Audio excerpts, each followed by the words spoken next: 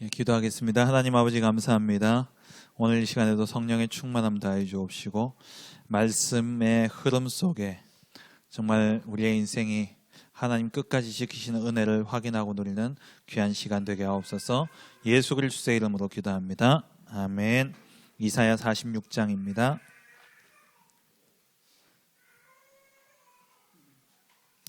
46장 3절부터 11절까지 말씀입니다.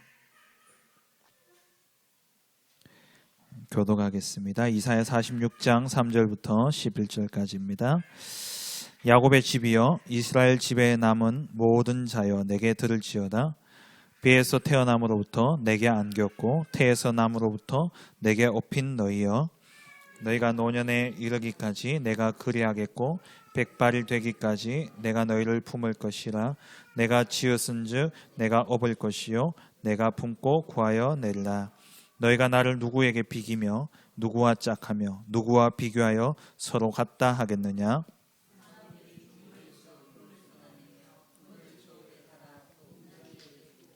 그것으로 신을 만들게 하고 그것에게 엎드려 경배하며 그것을 들어 어깨에 메어다가 그의 처소에 두면 그것이 서 있고 거기에서 능히 움직이지 못하며 그에게 부르시져도 능히 응답하지 못하며 고난에서 구하여 내지도 못하느니라. 너희 패역한 자들아 이 일을 기억하고 장부가 되라. 이 일을 마음에 두라. 너희는 옛적 일을 기억하라. 나는 하나님이라 나 외에 다른 이가 없느니라. 나는 하나님이라 나 같은 이가 없느니라.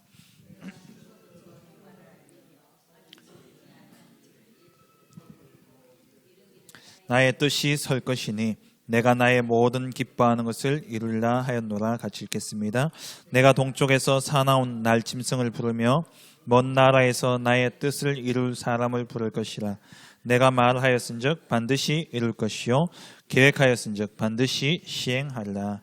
아멘. 끝까지 책임져 주시는 하나님입니다.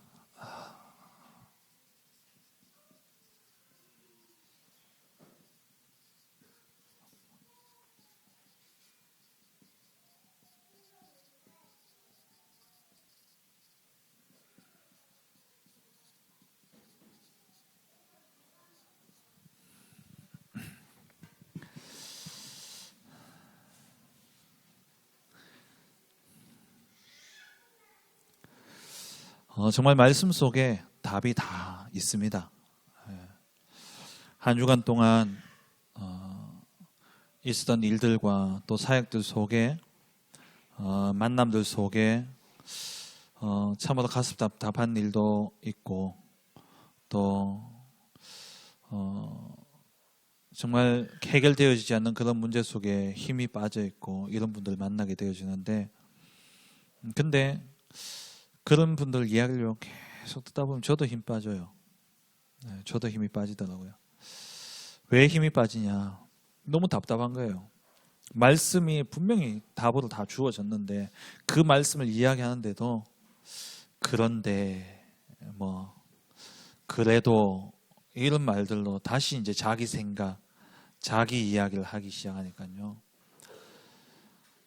이야기하면 할수록 너무 답답한 거예요.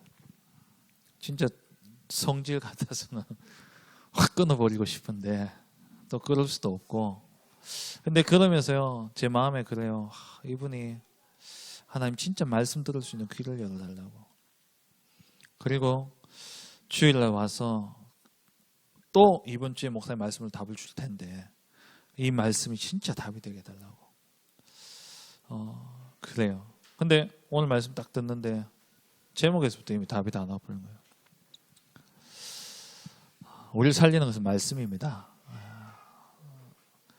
성도들이 가난 때문에 또 실패 때문에 또 뭐 건강의 문제들 때문에 많이 힘들지만 목회자가 볼 때 제일 답답한 거는요 말씀이 안 들리는 거예요. 말씀만 들려지면 답이 나오거든요. 말씀만 들려지면은 말씀 안에 모든 해답이 다 나오기 때문에 그거 그냥 붙잡고 상황이 어떠하든 간에 주여 이래 될 줄 믿습니다 하면 끝이거든요. 말씀대로 이루어질 줄 믿습니다 하면은 끝이에요. 믿음 고백해버리면 하나님이 역사하시는데 이 말씀이 안 들려지니까 믿음 고백이 틀린 믿음 고백인 거예요. 오늘 목사의 말씀처럼 좀 이따 우리가 보겠지만 내 중심, 내 생각 거기에 대한 믿음 고백을 하고 있는 겁니다. 우리가 말씀 따라가야 돼요. 우리를 고치고 우리를 치유할 수 있는 것은 오직 말씀밖에 없습니다. 오늘 우리 추수감사절로 또 성찬주일로 지켰는데요.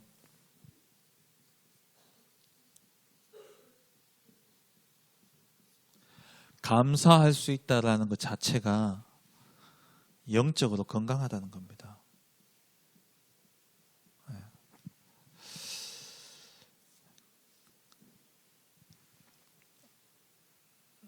우리가 감사하다, 되어진 것 때문에 감사하는 건요 극히 일부분이고, 내게 주어진 것이 감사하고 내게 되어진 것 때문에 감사한다라는 것은 사실 별로 감사할 게 없어요. 현실과 상황 속에서 보면은. 근데 말씀 딱 붙잡고 보면은요 모든 게 감사할 것밖에 없어요. 하나님이 나의 모든 인생을 주관하시고, 오늘 제목만 봐도 제목만 딱 붙잡고도 감사가 나오잖아요. 아, 맞다. 끝까지 책임지신 하나님, 끝까지 나를 버리지 아니하시고 인도하시는 그 하나님, 이게 믿어지면 내가 오늘 조금 안 되고, 오늘 내가 조금 힘들고, 오늘 내가 좀 상태가 안 좋더라도 아무 상관이 없는 겁니다. 끝까지 하나님 지키시기 때문에. 우리가 감사할 수 없다라는 것은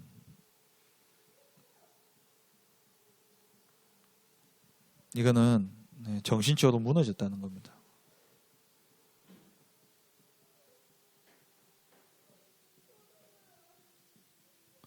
그리고 상처가 가득하다는 거고요. 상처 많은 사람의 특징이 뭐냐? 감사가 없어요. 감사가 없다니까요. 예전에 우리 노동희 목사님이 그런 이야기를 한번 하시는데 그게 제 머릿속에 이렇게 좀 각인이 많이 됐어요. 무슨 이야기를 하셨냐니까는 큰 교회에 있다라는 것 자체로 감사한 것은 목회자들이 상처가 없다는 거예요. 그러니까 부교역자들로 큰 교회에 있다는 것 자체가 감사한 것 중에 하나가 상처가 상대적으로 적다는 거예요. 이제 그 이야기를 하시더라고요. 그게 뭐냐니까 뭐 많이 누린다 이런 차원보다도 안 되어지는 그런 작은 교회에 전 이렇게 있다 보면은 모든 게요 안 되어지고 뭔가 좀 부족하고 이런 것들 때문에 불평 불만이 가득 쌓이거든요. 저도 뭐 100명 되는 교회 교육자 생활을 뭐 해봤고, 그다음 120명 되는 교회 교육자 생활을 해봤는데, 그때 제 교육자 생활하면서 돌아보면은 이렇게 저도 모르게 뭔가 문제가 터지고 좀 교회가 안 되어지고 문제가 생기면은요 늘 이게 딱 나오는 거예요. 근데 이렇게 큰 하나교회 와서 이렇게 신앙생활 하고 또 이렇게 섬기면서 제 마음에 이게 참 많이 없어지는 것 같아요. 제가 감당할 부분들이 아닌 것들도 있고. 그럼 뭔 말이냐니까 상처가 있으면 늘 불평, 불만, 감사가 없어요.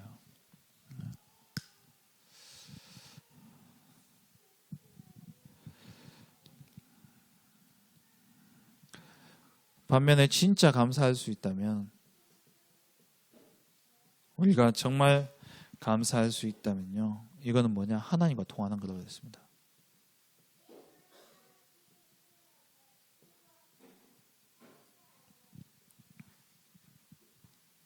사단은 모든 것을 문제로 가져오지만 성령이 역사하시면 문제 속에서 응답과 축복이 발견되게 되어 있는 거죠.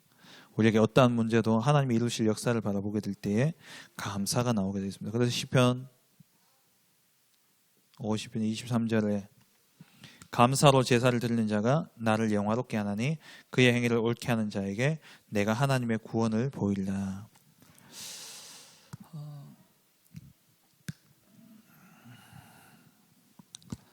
하나님은 우리를 끝까지 책임져 주시는 하나님이십니다. 하나님이 지난 날도 인도하셨다면 우리의 미래도 인도하시죠. 그러면 끝까지 책임져 주시는 이 하나님이 끝까지 책임져 주시는 이 하나님을 단적으로 보여주는 그게 새 절기죠. 새 절기를 통해 보면은 하나님 우리를 끝까지 책임져 주신다는 내용이에요. 새 절기가 뭐냐? 과거, 현재, 미래 다 끝낸 게 새 절기지 않습니까? 과거의 원죄 문제, 애굽에 노예되어 있던 거기서 끄집어내셨고, 오늘 내가 마귀 인도 받아야 되는데 성령의 인도 속에 하나님 오늘 나를 인도해 가시고, 미래 죽어서 지옥 갈 내 운명을 천국의 배경을 가지고 하나님 과거, 현재, 미래를 완벽하게 인도하시는 뭐냐?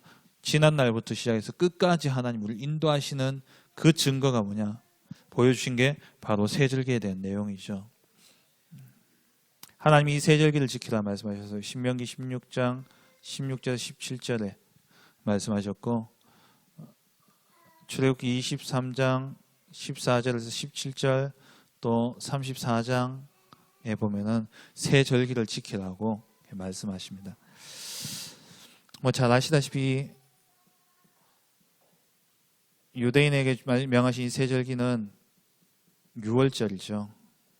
첫째로 유월절은 무교절이라고도 하는데요.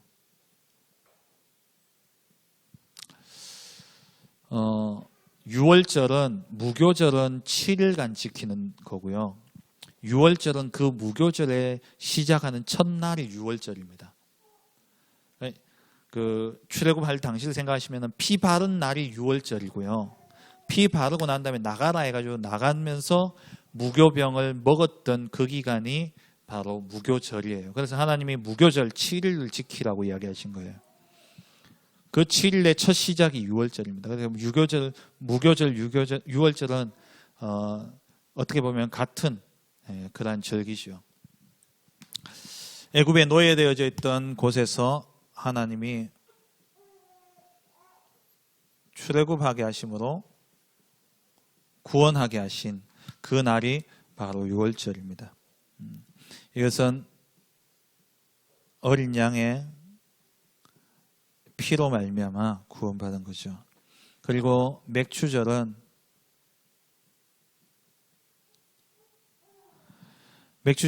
이름이 세 개가 있죠. 맥추절과 오순절과 칠칠절. 초실절이라고 들어보셨죠? 초실절 첫 열매를 거둔 날.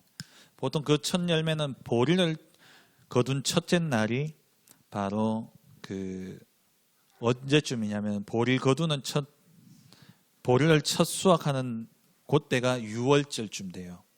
그래서 6월절 다음 날이 초실절이라고 보통 이야기하죠. 그때부터 50일간 계속 추수를 하는데 맨 마지막에 밀추수가 이제 언제냐면은 50일쯤 지난 6월절 끝나고 한 50일쯤 지난 그때예요. 그 날을 이제 맥추절로 지켰는데 이게 이제 우리나라는 보리맥자를 썼는데 사실은 이제 제일 끝에 사실 유대인들의 그 일기로 봤을 때는 맥추절 그날에 추수하는 것은 밀추수입니다. 밀추수로 끝나는 거예요. 그때 이제 설이 여러 가지가 있는데 사실 이 맥추절의 첫 시작은 맥추절 이 날은요. 하나님이 시내산에서 출애굽기 23장 34장 요거 때는 시내산이거든요. 시내산에서 하나님이 새 절기를 이야기를 하셨어요. 그럼 새 절기를 우리가 다 받았기 때문에 감사해라 그랬냐? 아니에요. 하나님이 절기부터 만들어서 지키라 하고 그리고 이제 응답을 주신 거거든요. 그러니까 우리가 이미 받은 것으로 감사하는 게 아니라 하나님 주실 것을 약속하시고 먼저 감사하라는 거예요. 그게 진짜 감사합니다. 그래서 사실 이 맥추절은 시내산에서 이 율법을 받은 날이에요. 율법 받은 날을 맥추절로 정하시고 사실 광야에서 농사를 뭐 여러 가지 설이 있는데 목사님은 이제 광야에서 처음 이제 열매를 얻어서 이렇게 하셨다라고 말씀하셨는데 뭐 여러 가지 설이 있습니다. 근데 사실은 이제 가나안 땅에 들어가서 첫 열매를 받을 때에 하나님 드리려고 한 거예요. 그 날을 이제 맥추절로 정한 거죠. 그런 설이 또 있고 광야에서 받았다는 설도 있고, 예, 그런 게 있는데, 이 때에 요 기간이 언제냐, 그러니까 6월절이 바로 출애굽했는 날이잖아요. 한 50일 걸려가지고 시내산에 이제 도착을 한 겁니다. 시내산에 도착하게 되는데, 그때에 이제 6월절 다음 날로부터 열순자 아닙니까? 5순 50일 지난 날, 7, 49일 지나고 그 다음 날. 그래서 요거는 이제 기간적인 이름이고, 요거는 의미적인 이름이죠. 네. 그래서 77절, 오순절이라고 하는데, 결국은 뭐냐니까는 하나님이 가나안 땅에까지 인도하셔서 첫 열매를 거두게 하시겠다는 거예요. 반드시 하나님께서 끝까지 인도하시겠다라는 겁니다. 네. 이들이 사는 것은 뭡니까? 율법을 주셨잖아요. 말씀 따라가야지 광야에서 살아남습니다. 이들이 인도받는 것은 뭐냐? 하나님의 말씀을 받고 그 말씀 따라감으로 그들이 가나안 땅에 들어갈 수 있는 거죠. 삶의 중심 뭐냐? 하나님 우리가 날마다 성령의 인도, 말씀의 인도를 받아야 되는 것을 말씀하고 있는 것이고요. 그리고 수장절입니다. 거둘 숫자의 곡간장자죠. 곡간에 거두어서 드린다라는 거예요. 이게 다른 이름으로는 장막절 또 초막절입니다. 가나안 땅에 들어가서 이제 곡간에 드릴 만큼 하나님 풍성하게 응답을 주실 거기 때문에 그 날을 두고 미리 감사하라는 겁니다. 하나님 반드시 가나안 땅에 들어가서 젖과 꿀이 흐르는 그 땅에 들어가게 하셔서 그것을 먹게 하실 거고, 그것을 반드시 곡간 안에 거두어 들여서 풍성하게 하실 것이기 때문에 뭐하냐? 너희는 절기를 지켜가, 절기를 정해놓고 그때만 하는 게 감사하라는 겁니다. 감사하는, 미리 주실 거기 때문에. 이거는 하나님 나라에 대한 축복이죠. 하나님 나라의 배경을 우리에게 약속하신 것입니다. 장막절, 초막절, 유대인들 이제 장막절 해가지고 이스라엘 백성들이 광야길을 가는 동안에 장막을, 그러니까 텐트에서 먹고 잤기 때문에 텐트를 이제 만들어서 일주일 동안 어떻게 하냐? 요 초막절 풀초자거든요. 풀로 집을 만들어가지고 거기에 들어가서 일주일 동안 생활하는 겁니다. 그게 이 사람들이 수장절에 하는 거죠. 유대인들 자녀들과 함께. 아시다시피 6월절에는 아이들과 함께 무교병을 만들어가지고 같이 먹으면서 일주일을 무교병을 먹으면서 지냅니다. 이 세절기는 하나님이 진짜 감사는 뭐냐? 이미 주실 것을 바라보고 감사하는 게 진짜 감사다라는 것을 보여주는 거죠. 이것이 신약에 와서 완성되어집니다. 이 세절기가. 그게 6월절은 갈보리산 언약으로 예수가 그리스도 되심으로 애굽에 노예되어져 있던 것처럼 죄와 사단에 노예되어져 있던, 지옥에 노예되어져 있던 그곳에서 하나님이 우리를 완전히 건져내셨음을 의미하고요. 1장 1절이죠. 그리고 수장절부터 감람산 언약. 감람산에서 하나님께서, 예수님께서 제자들 모아놓고 40일 동안 하나님 나라에 대해서, 하나님 나라의 일에 대해서 강론하셨습니다. 우리가 예수 믿고 구원받는 순간 하나님이 우리를 통해서 이루어질 하나님의 나라. 하나님의 나라는 결국 전도와 선교를 통해서 이루어지죠. 그리고 세 번째, 마가다락방. 마가다락방 사도행 1장 8절. 마가다락방에서 어떤 일이 일어납니까? 성령 충만의 역사가 일어나게 되죠. 성령 인도. 유대인들은요 아직도 여기에 머물러 있어요. 유대인들은 아직도 이 세절기에 머물러 있습니다. 우리는요 세절기에 완성하신 그리스도가 우리 안에 지금 들어와 계시는 겁니다. 그래서 우리는 날마다 6월절, 날마다 오순절, 날마다 수장절이에요. 그래서 우리가 오늘 우리 렘넌트 예배 때도 말씀을 드렸는데, 우리가 매일 날마다 이 축복을 누리는 길이 뭐냐? 바로 그리스도를 누리는 거예요. 그리스도 붙잡고 영적 서밋의 시간을 시간을 조금만 가지면 그 안에서 하나님이 모든 날마다 감사할 수밖에 없는 은혜를 우리에게 주시게 되어 있는 것이죠. 영세전부터 영원까지 주신 답, 구원과 인도와 그리고 하나님의 나라, 이 축복 하나님 우리에게 주셨습니다. 끝까지 하나님 책임져 주시는 거죠. 어떻게 책임지시느냐? 영원한 말씀으로,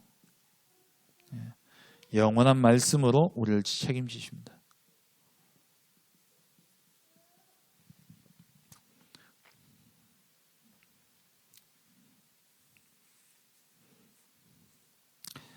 오늘 본문의 3절, 4절에 보면은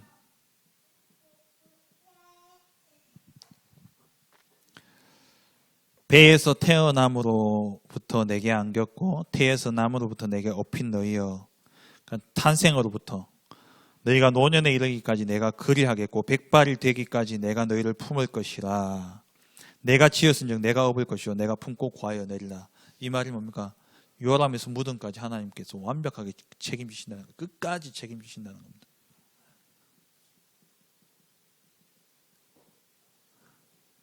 무엇으로요? 말씀으로. 말씀으로 우리를 책임지신다.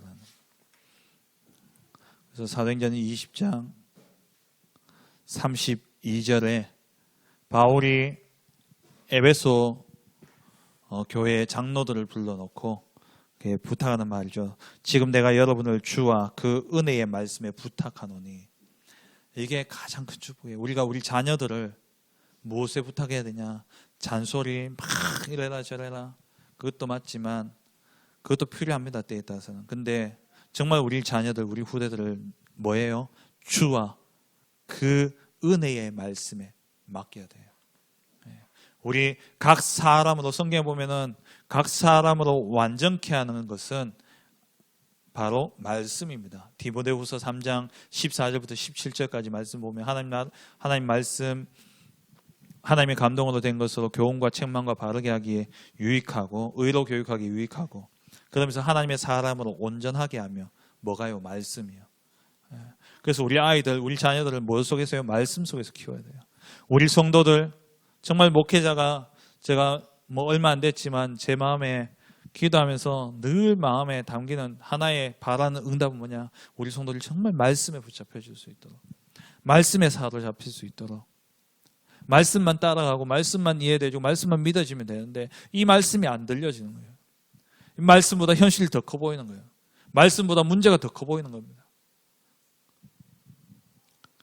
근데 말씀이 안 들어가니까 갱신이 안 돼요. 말씀이 안 들어가니까 그 문제 속에 빠져나올 수가 없는 겁니다. 계속 빠져나가요. 실컷 말씀 이야기 해놓고는 또 그 문제, 거기에 또 생각이 또 꼬리에 물고 계속 들어가는 거예요. 그거 끊어주려고 또 말씀하면 또 조금 있다가 또 또 꺼내는 이야기는 그 상황, 그 문제, 그거 가지고 또 계속 해요. 이게 정신병이구나. 이게 정신병이구나 싶어요. 미쳐서 날뛰는 게 정신병이 아니라 하나님의 말씀이 안 들려지는 게 정신병이고, 그거는 진짜 영적 문제예요. 정말 요 말씀이 들려야 됩니다. 여러분 성도들 두고 기도하실 때요, 하나님 정말 말씀이 들려주고 말씀이 믿어주고 말씀이 역사하게 하옵소서. 우리 아이들 두고요, 정말 저도 마음에 답답할 때가 언제냐? 말씀이 안 들어갈 때.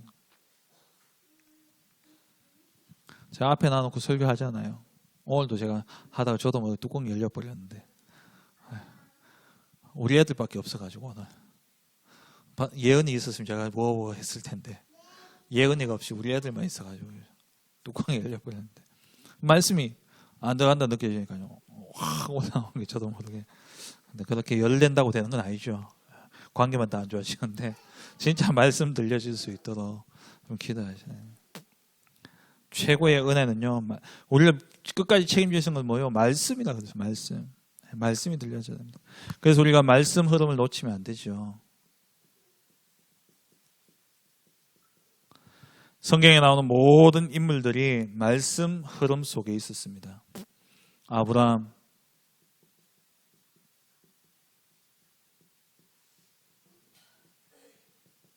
창세기 12장 1절 3절에 약속 아버지 내가 네게 지시할 땅으로 가라. 말씀 따라갔죠. 갑자기 지도자인 모세가 죽었습니다. 얼떨결에 지도자를 계승하게 되어졌어요. 이 여호수아가. 그 마음에 두려움이 있고. 왜 두려움이 없겠습니까? 다 봤잖아요. 40년 동안 이 백성들이 어떻게 행동하는지 다 봤잖아요. 모세 앞에서도 그랬는데 내 앞에서 과연 이들이 말을 들을까? 안 두려웠겠습니까? 그때 하나님이 두려워하지 마라. 그러면서 뭐라 합니까? 좌로나 우로나 치우치지 마라. 그 말이 뭡니까? 사람의 말에 흔들리지 마라는 거예요. 여기 이쪽 말하면 이쪽으로 쓸려가고 저쪽 이야기하면 저쪽으로 쓸려가고 좌로나 우로나 치우치지 말고 말씀 전해요. 여호수아 1장 1절에서 9절에 나오죠. 사무엘상 3장 1절에서 19절 보니까 여호와의 말씀을 사무엘이 듣고 난 다음부터 그 말이 하나도 땅에 떨어지지 아니하였습니다. 그리고 다니엘과 세 친구 다니엘서 1장 8절 뜻을 정하여 하나님의 말씀을 붙잡았다라는 말이죠. 그리고 엘리야 죽기를 간구했던 엘리야 아닙니까?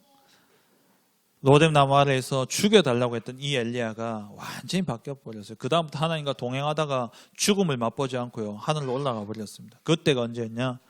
열왕기상 19장 11절 12절 큰 지진이 있고요 막 땅이 흔들리고 바람이 불고 그런데 거기에 계시지 않고 여호와의 세미한 음성을 들은 이후에 그 음성 속에서 하나님이 왕을 아합을 패하고 이제 예후를 세워라 이야기하시고 엘리사를 세워라 바알에게 무릎 꿇지 않은 7,000명이 있다라는 말씀을 듣고 난 다음에 엘리야가 완전히 바뀌어졌죠. 우리가요 말씀 따라가야 돼요. 말씀 흐름 속에 있어야 됩니다. 내가 할 수 있다 할 수 없다 그걸 우리는 따지면 안 되고요. 하나님의 말씀이 어떻게 이야기하시느냐. 성경의 역사를 보면 다 그렇잖아요. 제가 본 성경은 그랬어요. 하나님이 처음 말씀 주실 때는 전부 다 절대 불가능한 이야기들이었습니다. 하나님이 입에서 나오는 말씀들은 인간의 편에서 볼 때는 전부 다 절대 불가능이었어요. 근데 그것을 언약으로 붙잡은 사람들에게는 절대 가능으로 다 바뀌어졌어요. 말씀의 흐름 속에 있는 자들. 유 목사님 요즘 주시는 말씀들 뭐 여러 가지 단어를 많이 쓰시고 정말 이렇게 보면은 어렵죠. 근데 그냥 그 흐름 속에 나를 던지세요.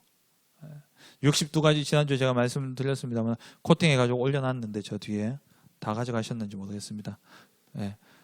그냥 단어만 놓고라도 기도하셔요. 모르겠으면 그거 가지고라도 그냥 부르기만 불러보시라니까요. 피 발랐을 때 죽음의 신이 넘어갔지 않습니까? 말씀의 흐름 속에 우리가 있어야 됩니다. 그래서 제가 월요일 새벽만 되면은 주일 밤에 러시아 예배 딱 끝나면은 제가 집에 안 가고 하는 작업이 있어요. 그게 강단 말씀, 주간 메시지 전부 다 제가 녹취본 다 찾아가 편집해가지고 프린트해서 집어가지고 이제 올려놓잖아요. 월요일 새벽에. 왜요? 왜 광고 안 하냐? 흐름 타시는 분도 가져가시라고. 광고하면 괜히 안 하는데 가져가서 버리더라고요. 필요하신 분은 가져가시라고. 근데 왜 그렇게 하냐? 흐름이에요. 제가 해보니까 제가 이렇게 사역을 해보면서 제일 느끼는 게 뭐냐면 처음에는요 제가 되게 잘난 줄 알았거든요. 제가 잘하는 줄 알았어요. 근데 돌아보니까 제 생각과 달리 열매도 없고 뭐 별로 제 자신을 보니까는 엉망이에요. 실력도 없고. 그러면서 제가 느낀 게 그래 내가 잘한다 생각하고 내가 하면은 내 수준 넘어서는 제자들이 안 나올 텐데 이 시대에 진짜 유 목사님 같은 전도자를 주셔가지고 그분한테 맡기면 또 그분을 움직이신 하나님의 역사 속에 우리가 들어가면은 이 작은 교회 내같이 모자란 사람, 비교되지 않는 진짜 하나님 쓰시는 일꾼이 나오겠구나. 그래서 제가요, 훈련 그리고 모든 메시지, 새벽기도 메시지도 본부 메시지도 계속 하는 이유가 거기에 있습니다. 왜? 제가 제 그릇은 안 되기 때문에. 하나님이 역사하시는 흐름 속에 들어가 버리면 하나님이 역사하시는 겁니다. 말씀의 흐름을 절대 놓치지 마시기 바랍니다.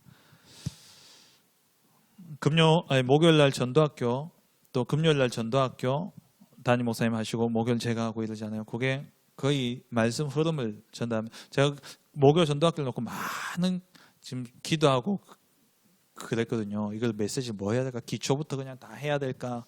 아니면 어떻게 해야 될까? 결론에 있는 말씀 흐름 가자 그냥. 오늘 이 시대에 하나님이 역사하시는 그 흐름을 따라가자. 그래가지고 최근 메시지로 제가 일단 좀 인도를 받으려고 애를 쓰고 있습니다. 우리가 말씀 흐름 속에 들어가야 돼요. 말씀 흐름을 따라가지 않으면 어떻게 되어지냐? 내 중심 됩니다. 제가 훈련 조금 안 받고 조금 훈련 갔다 와도 이렇게 말씀 붙잡고 정리 안 하고 이러니까요. 딱 내 생각 나와요. 내 생각 나오고요. 내 주장 나오고요. 근데 이게 조금 더 지나면 어떻게 됩니까?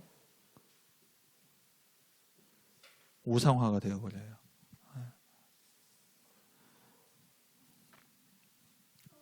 우상에 빠질 수밖에 없다니까요.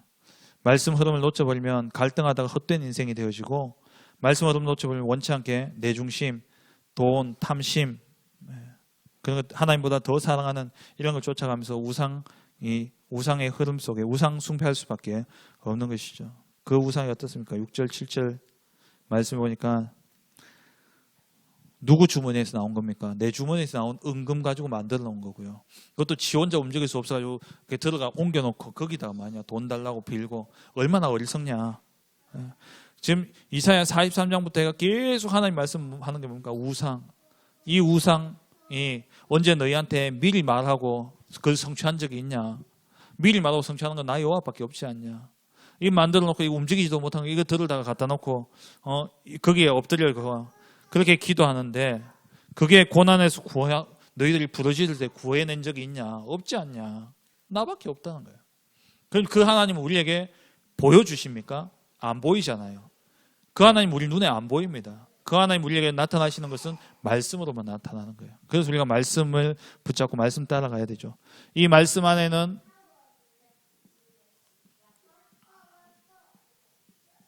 복음의 흐름이 있다라는 겁니다. 창세기 3장 15절, 출애굽기 3장 18절, 그리고 바벨론에 포로되었을 때 이사야 7장 14절,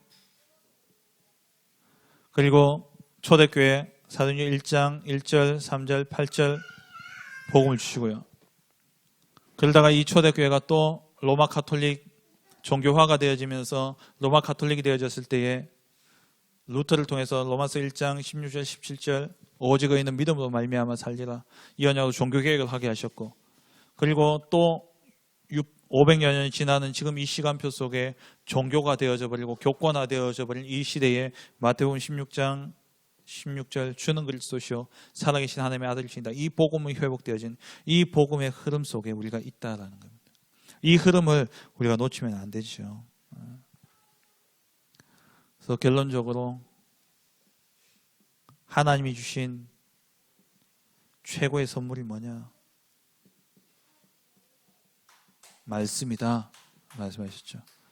이 말씀은 히브리서 4장 12절에 살아있고 활력이 있어. 지금도 살아있습니다. 지금도 말씀은 역사하고 있습니다. 기록되어진 말씀이지만 이 말씀을 오늘 믿음으로 붙잡는 자에게는 살아있는 말씀으로 내게 역사하는 거예요. 그래서 이사야 40장이죠. 40장 6절 8절에 풀은 마르고 꽃은 시들지만 하나님의 말씀은 영원히 살아있다. 영원히 살아있는 말씀. 우리가 말씀 흐름 속에 들어가야 됩니다. 끝까지 하나님 우리를 책임지십니다. 그 책임지시는 그 과정 속에 우리를 뭘로 인도하시냐? 말씀으로 인도하십니다. 이게 세절기예요. 우리를 구원하시고 우리 하나님 나라에까지 들어가게 하시는데 그 과정이 중요하잖아요. 시작과 끝은 이미 결론 난 겁니다. 하나님이 구원하셨을 때는 우리를 하나님 나라의 백성으로 정해 놓으셨어요. 문제는 뭐냐? 그 과정이 중요하다는 거예요. 그 과정을 뭘로 따라가야 되냐? 말씀 따라가는 거예요. 끝까지 책임지시는 그 하나님이 책임지시는데 말씀 안 따라가면 과정 속에 좀 고생해야죠. 고난 당하는 거죠. 근데 정말 말씀 따라간다면은 그 인생은요, 평안한 인생이 되어줄 수밖에 없는 겁니다. 문제 없다는 말이 아니고요. 문제는 다 있어요. 살다 보면 문제 없는 인생이 어디에 있겠습니까? 근데 문제인지 모르고 지나간다는 거예요. 왜? 말씀이 답이 다 되어지니까. 어려움이 없는 게 아니라니까요. 사람들이 다 생각을 잘못하는, 예수 믿으면 문제 없다. 문제가 안 되는 거예요. 왜? 답이 있기 때문에. 뭐 예수 믿는 사람은 안 아픕니까? 예수 믿는 사람은 실패 안 합니까? 할 수 있죠. 근데 그게 문제가 안 되는 거예요. 왜? 말씀으로 답이 다 나와버리니까. 그래서 우리는 뭘 따라가야 된다고요? 복음의 흐름과 말씀의 흐름 속에 우리가 있어야 되는 것이죠. 이번 한 주간 동안 정말 말씀 따라가는 가운데 하나님이 과거, 현재, 미래 완벽하게 책임지시고 우리를 구원하시고 하나님 나라까지 성령으로 인도하실진데 말씀 따라가는 가운데 우리 삶의 모든 일에 범사에 감사가 회복되어지는 귀한 은혜가 있기를 주의 이름으로 축원합니다. 하나님 감사합니다. 이번 한 주간 동안 하나님 추수감사절 맞이해서 또 감사에 대한 우리의 말씀을 주셨는데 참된 감사가 말씀 속에서 하나님이 행하시는 일들을 봄으로 말미암아 우리가 감사가 회복되어지는 복된 한 주간 되게 하여 주옵소서. 믿음은 바라는 것들의 실상이요 보이지 않는 것들의 증거라 말씀하셨습니다. 성취되어질 말씀을 눈앞에 두고 믿음으로 말미암아 아직 오지 않은 일이지만 아직 가나안 땅에 들어가지 아니하였고 아직 가나안 땅에서 추수하지 아니하였지만 그 추수할 것을 바라보며 미리 감사하는 세절기의 축복을 누렸던 것처럼 하나님 우리 삶 속에 말씀 붙잡고 복음의 말씀을 붙잡고 가는 걸음 속에 어떠한 문제와 사건 앞에서도 끝까지 책임지시는 하나님의 역사를 바라보고 진정한 감사가 회복되어지는 복된 한 주간 되게 하옵소서. 예수 그리스도의 이름으로 기도합니다. 아멘. 감사합니다.